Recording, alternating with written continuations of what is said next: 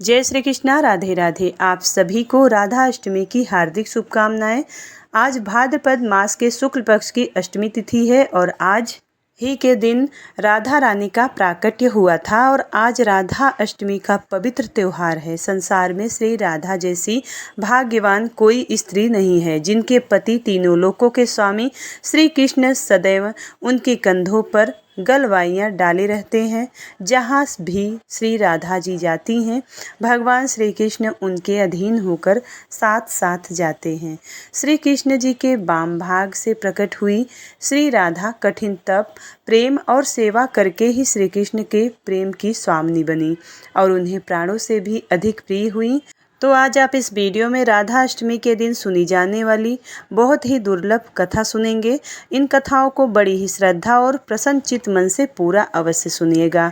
इन कथाओं को सुनने से मनुष्यों के सभी मनोकामनाएं पूरी होती है और तथा पाप और संकट कट जाते हैं। जो पुण्य 1000 कुंवारी कन्याओं के विवाहों से प्राप्त होता है, यानी कि 1000 कन्यादान करने से जो पुण्य फल मिलता है, वह राधा अष्टमी का व्रत एक बार करने से मिल जाता है। अगर पापी मनुष्य भी इस व्रत को भोग पूर्वक या भक्ति पूर्वक करता है, वह भी अपने 1 करोड़ परिवार के सदस्यों के साथ भगवान विष्णु के लोक में जाता है। ब्रह्म वैवर्त पुराण के अनुसार राह का अर्थ है पाना और धा का अर्थ है मोक्ष, अर्थात श्री राधा जी के नाम जप से ही श्री कृष्ण और मोक्ष की प्राप्ति हो जाती है। पूर्व काल में श्री राधा ने संत सुरंग पर्वत पर 1 सहस्त्र दिव्य युगों तक निराहार रहकर तपस्या की, इससे वे अत्यंत दुर्बल हो गईं। भगवान श्री कृष्ण जी ने देखा कि श्री राधा चंद्रमा की एक कला के समान अत्यंत कृश हो गई हैं तथा भगवान श्री कृष्ण करुणा से द्रवित होकर श्री राधा को छाती से लगाकर फूट फूट कर रोने लगे। भगवान श्री कृष्ण ने श्री राधा को वर देते हुए कहा कि राधे, तुम्हारा स्थान मेरे वक्ष स्थल पर है। तुम यहीं रहो और मुझसे तुम्हारी अविचल प्रेम भक्ति हो। सौभाग्य, मान, प्रेम, गौरव की दृष्टि से तुम मेरे लिए सबसे श्रेष्ठ और सर्वाधिक प्रियतमा बनी रहो। संसार की समस्त युवतियों में तुम्हारा सबसे ऊंचा स्थान है। मैं सदा तुम्हारे गुण गाऊंगा और पूजा करूंगा। तुम सदा मुझे अपने अधीन समझो। मैं तुम्हारी प्रत्येक आज्ञा का पालन करने के लिए बाध्य रहूंगा। जैसे आभूषण शरीर की शोभा है, उसी प्रकार तुम मेरी शोभा हो। भगवान श्री कृष्ण जी कहते हैं कि श्री राधा मेरी परम आत्मा है, मेरा जीवन है। श्री राधा से ही प्रेम प्राप्त करके मैं उस प्रेम को अपने भक्तों में बांटता हूँ।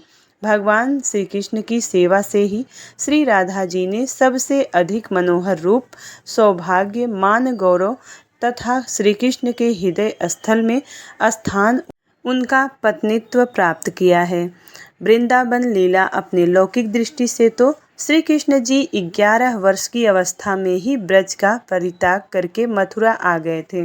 इतनी छोटी अवस्था में स्त्रियों के साथ प्रणय की बात कल्पना में ही नहीं आती है और अलौकिक जगत में श्री राधा कृष्ण दोनों सर्वथा एक ही हैं। फिर भी भगवान ने ब्रह्मा जी को श्री राधा के दिव्य विग्रह का दर्शन कराने का वरदान दिया था। उसकी मूर्ति के लिए उन्होंने ब्रह्मा जी को एकांत वन में श्री राधा के दर्शन कराए और वहीं ब्रह्मा जी द्वारा रसराज कृष्ण और महाभाव रूपी राधा की विवाह लीला भी संपन्न हुई। ये विवाहिता श्री राधा जी सदैव ही भगवान श्री कृष्ण के संग रहती हैं, परंतु छिपी रहती हैं। केवल कृष्ण कृपा होने पर ही साधक को इस युगल जोड़ी के दुर्लभ दर्शन होते हैं। पौराणिक कथाओं के अनुसार राधा माता गोलोक में श्री कृष्ण जी के साथ निवास करती थी। एक बार देवी राधा गोलोक से कहीं बाहर गई। जब वापस आई तो देखा कि श्री कृष्ण गोलोक में नहीं है। उस समय भगवान श्री कृष्ण अपनी एक सखी विराजा के साथ गोलोक में घूम रहे थे। ये बात जब राधा जी को मालूम हुई तो उन्हें गुस्सा आया और वे सीधे उनके पास पहुंच गई। वहां पहुंचकर उन्होंने भगवान श्री कृष्ण को बहुत भला बुरा कहा। राधा जी का यह व्यवहार भगवान श्री कृष्ण के मित्र श्री सुदामा जी को बुरा लगा और उन्होंने राधा जी को पृथ्वी पर जन्म लेने का श्राप दे दिया। राधा रानी को इतने गुस्से में देखकर श्री कृष्ण भगवान की सखी विराजा भी वहां से चली गई। इस श्राप के बाद राधा रानी ने बदले में श्री सुदामा को श्राप देते हुए कहा कि राक्षस कुल में जन्म लेने का श्राप दे दिया। राधा के द्वारा दिए गए श्राप के कारण ही श्री दामा का जन्म शंखचूड़ दानव के रूप में हुआ था। दानव कुल में जन्म लेने के बाद भी भगवान विष्णु का अनन्य भक्त बना रहा और वही दूसरी ओर राधा रानी ने भी पृथ्वी पर वृषभानु के घर में पुत्री के रूप में जन्म लिया। लेकिन राधा रानी वृषभानु जी की पत्नी देवी कीर्ति के गर्भ से नहीं जन्मी थी। जिस समय श्री दामा और राधा रानी ने एक दूसरे को श्राप दिया, तब भगवान श्री कृष्ण जी ने राधा रानी से कहा कि हे राधे, अब आपको पृथ्वी पर देवी कीर्ति और वृषभानु जी की पुत्री के रूप में रहना है। इसके आगे भगवान श्री कृष्ण ने राधा रानी से कहा कि जब आप विवाह के योग्य हो जाएंगी तो आपका विवाह मनुष्य के अवतार में रायण नामक एक वैश्य से होगा। हालांकि वह भी मेरे अंश अवतारों में से एक ही होगा। आप धरती पर भी मेरी प्रियतम बनकर ही रहेंगी, परंतु हम दोनों को वहाँ बिछड़ने का दुख सहन करना होगा। हे राधा रानी, अब आप धरती पर जन्म लेने की तैयारी करें। और सांसारिक दृष्टि से देवी कीर्ति गर्भवती हुई और उन्हें प्रसव भी हुआ। लेकिन देवी कीर्ति के गर्भ में योग माया की प्रेरणा से वायु का प्रवेश हुआ और उन्होंने वायु को ही जन्म दिया। जब वह प्रसव पीड़ा से गुजर रही थी तो उसी समय महादेवी राधा रानी एक प्यारी सी कन्या के रूप में प्रकट हो गई। जिस दिन राधा रानी प्रकट हुई वह भाद्रपद शुक्ल पक्ष की अष्टमी का दिन था, इसलिए भाद्रपद शुक्ल पक्ष अष्टमी को राधा रानी अष्टमी के रूप में जाना जाता है। इस दिन भगवान श्री कृष्ण और राधा रानी की पूजा की जाती है। इस व्रत को करने से हमें सभी सांसारिक सुख आनंद प्राप्त होते हैं। मान्यता के अनुसार इस व्रत को करने से धन की कमी नहीं होती और घर में बरकत बनी रहती है। प्रेम से बोलिए राधे राधे राधे राधे। अब सुनते हैं मनोकामनाओं को पूरा करने वाली राधा अष्टमी की बड़ी ही दुर्लभ कथा। प्रेम से बोलिए राधा रानी की जय। एक गांव में रमा नाम की एक स्त्री थी। उसके विवाह को 5-6 वर्ष हो गए थे, लेकिन उसकी कोई संतान नहीं थी। एक बार श्री राधा अष्टमी का उत्सव आया। गांव की औरतें बरसाना जा रही थी। औरतों ने कहा कि तुम भी बरसाना चलो, राधा रानी बड़ी दयालु हैं, तुम्हारी गोद जरूर भर देंगी। वह स्त्री कई महीनों से घर से बाहर नहीं निकली थी, इसलिए उसके पति और उनके सास ने भी उसे जाने की आज्ञा दे दी। बस उसने मन में ठान लिया कि राधा रानी मेरी गोद जरूर भरेगी। जिस दिन उसे जाना था उसी दिन उसके पैर में चोट लग गई। चला भी नहीं जा रहा था, फिर भी वह स्त्रियों के संग यात्रा पर चली गई।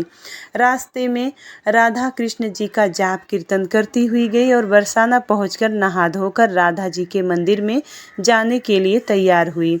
राधा जी के महल में जब जाते हैं तो ऊपर बहुत सी सीढ़ियाँ चढ़नी होती है। रमा जैसे ही सीढ़ियाँ चढ़ने लगी तब वह स्त्रियों से बोली कि तुम लोग आगे आगे चलो, मैं धीरे धीरे सीढ़ियों से आ रही हूँ।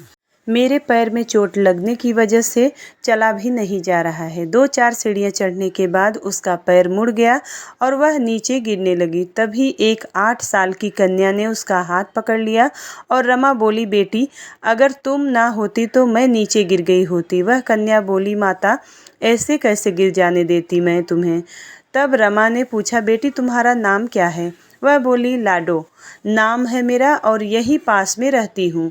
वे दोनों सीढ़ियों पर बैठ गईं। लाडो कहने लगी, माता मेरे लिए क्या लाई हो, ना कोई जान न पहचान। और लाडो ऐसी बात कर रही है। फिर रमा ने कहा कि लाडो मैं कल तुम्हारे लिए कुछ न कुछ लेकर अवश्य आऊँगी, तुम्हें क्या पसंद है।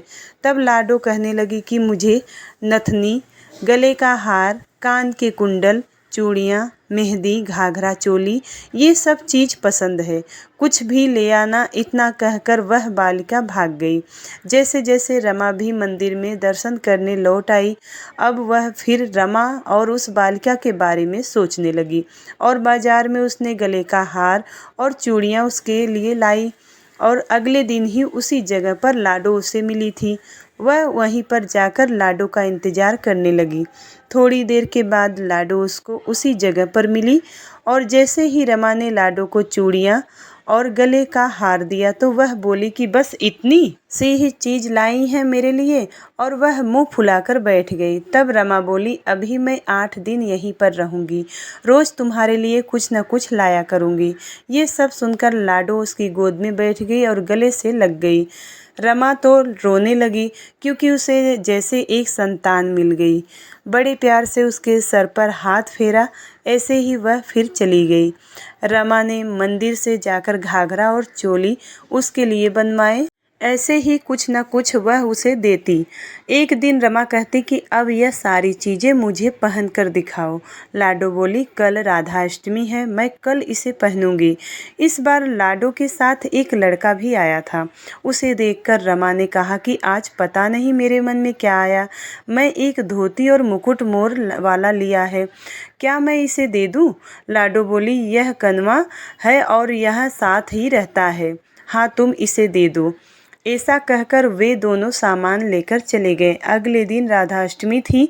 जब रमा सीढ़ियों पर आई, उसे आज कोई नहीं मिला, ना वो लाडो और ना ही वो लड़का। बहुत इंतजार के बाद जब वह मंदिर में पहुंचती है तो वहाँ पे बहुत भीड़ थी। कीर्तन और नृत्य हो रहा था। इसी समय भीड़ को चीरती हुई वह आगे पहुंची और वहां पहुंचकर वहां पर राधा जी को देखा और ठाकुर जी को देखा। रमा ने जो जो चीज़ें लाडो जी को दी थी वही सारा सामान राधा कृष्ण जी पहने हुए थे।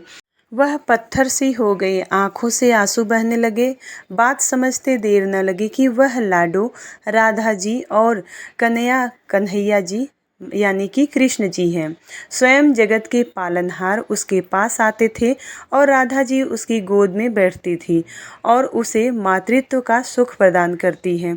वह तो जैसे बावरी सी हो गई और दिन रात लाडो लाडो कहती रहती, पुकारती रहती। और वह स्त्रियों से बोली कि तुम लोग घर जाओ, मैं नहीं जाऊंगी। उसकी सास और पति भी उसे लेने आए पर वह साथ नहीं गई। अब तो वह प्रतिदिन वह सीढ़ियों पर बैठे बैठे आंसुओं से सीढ़ियों को धोती, पलकों से बुहारती थी। ऐसा करते करते उसे 30 वर्ष हो गए। एक दिन एक बालिका उसका हाथ पकड़कर ऊपर अट्टालिका में ले गई। वहां जाकर बोलती है, लो आ गई मैं ही हूँ तुम्हारी लाडो। ऐसा कहकर बाहें फैलाकर रमा को बुलाने लगी और अपने गले लगा लिया। उस दिन रमा ऐसे गले लगी कि इस पार्थिव शरीर को छोड़कर सदा के लिए अपनी लाडो के पास चली गई। बोलिए श्री राधा रानी की जय, श्री राधा कृष्ण भगवान की जय। जय जय श्री राधे। ब्रह्मा जी कहते हैं, नारद, सतयुग में पूर्व काल में एक उत्तम अत्यंत सुंदरी स्त्री थी जिसकी आंखें हिरनी के समान थी, जिसका रूप मनोमोहक और उसका नाम लीलावती था। उसने बड़े ही भारी पाप किए थे। एक बार वह धन की लालसा में आकर अपने नगर से निकलकर दूसरे नगर में चली गई थी। वहां पर उसने एक सुंदर मंदिर में बहुत से बुद्धिमान व्यक्तियों को राधा अष्टमी का व्रत का पालन करते हुए देखा। तो वे लोग राधा की उत्तम मूर्ति की चंदन, पुष्प, धूप, दीप, वस्त्र और नाना प्रकार के फलों से भक्ति पूर्वक पूजा कर रहे थे। कुछ लोग गा रहे थे, नाच रहे थे और उत्तम स्तुति का पाठ कर रहे थे। कुछ लोग आनंद पूर्वक बीड़ा बजा रहे थे और ढोल बजा रहे थे। उन्हें इस प्रकार देखकर वह कौतूहल से भरकर उनके पास गई और उनसे विनम्रता पूर्वक पूछा। उसने कहा कि हे धर्मात्मा, आप लोग आनंद में भरकर क्या कर रहे हैं? पुण्य आत्माओं, मुझे बताओ। व्रत के पालन में तत्पर तथा दूसरों का उपकार करने में रुचि करने वाले वे भक्तजन बोले कि आज वह अष्टमी आ गई है जिस दिन राधा जी का जन्म हुआ था, अर्थात शुक्ल पक्ष की अष्टमी तिथि।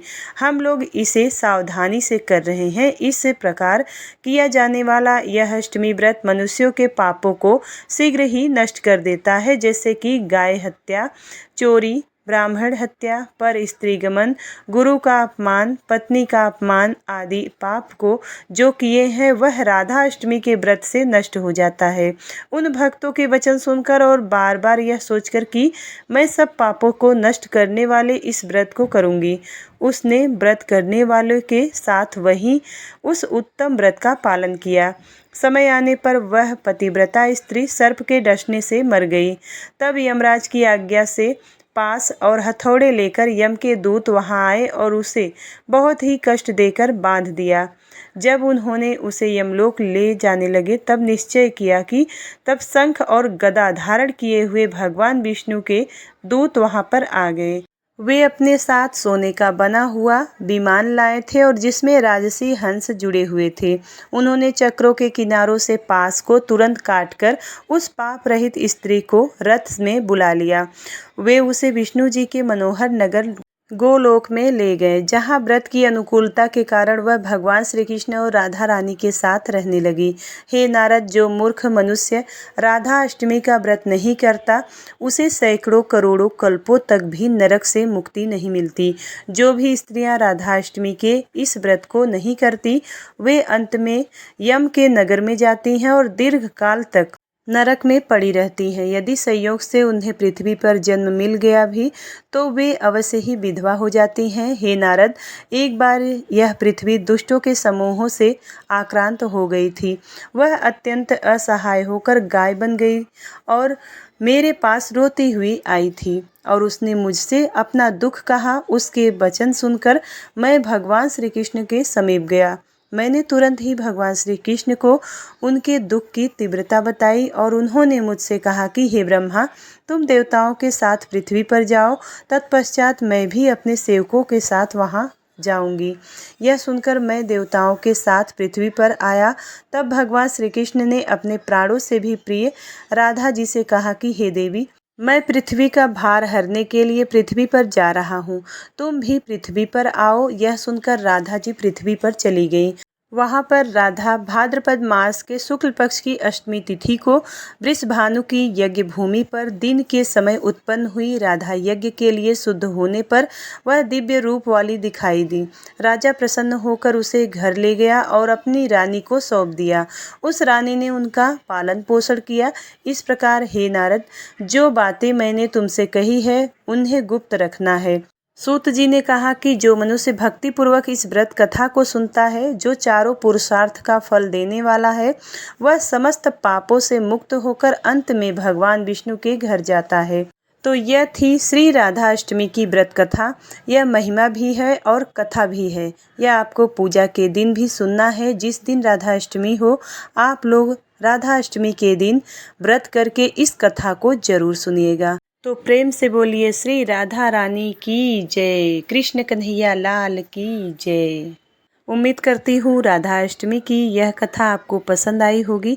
यदि वीडियो पसंद आए तो वीडियो को लाइक करिएगा। चैनल पर पहली बार आए हैं तो सब्सक्राइब जरूर करिएगा और कमेंट बॉक्स में श्री राधे राधे जरूर लिखिएगा। तो मिलती हूँ अगली वीडियो में, तब तक के लिए राधे राधे, जय श्री कृष्णा।